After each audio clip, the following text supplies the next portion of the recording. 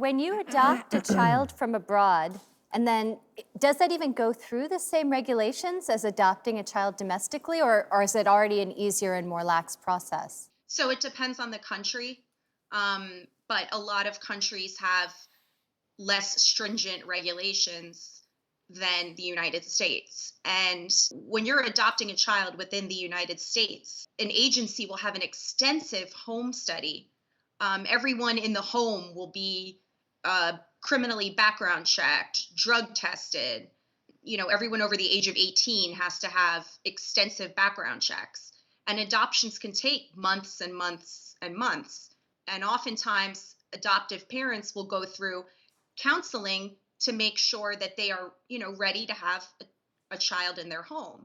And you don't see that as much with the overseas adoptions. So parents often go into this not really knowing what to expect and then finding themselves in a situation where they really want to get this child out of their home. These unregulated custody transfers, because they're so simple, it just seems rife to me like just a horrible setting ground for predators and sex trafficking. And I mean, I know, Nita, unfortunately, even in one of the houses you were in, that was what you experienced. There were 13 kids, many of whom were being sexually abused by the foster parent or the adoptive parent in this situation, correct?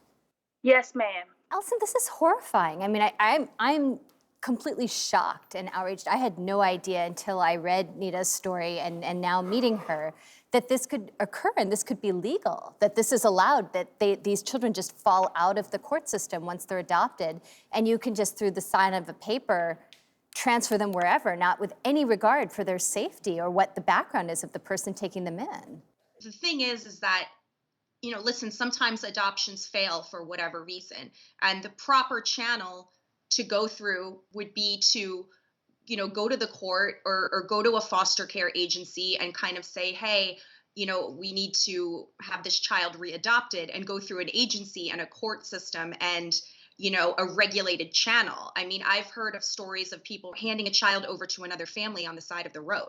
Yes, the child might not come out of your home right away, but you have to think, you want this child to find a new home, you need to go through a court system where they're looking for a new home. That's the individuals have been background checked, have cleared some kind of agency process, have been criminally background checked, have been drug tested. So unfortunately, as I said before, the internet really allows for a lot of unsavory and unethical practices, though they may be legal through a sort of loophole.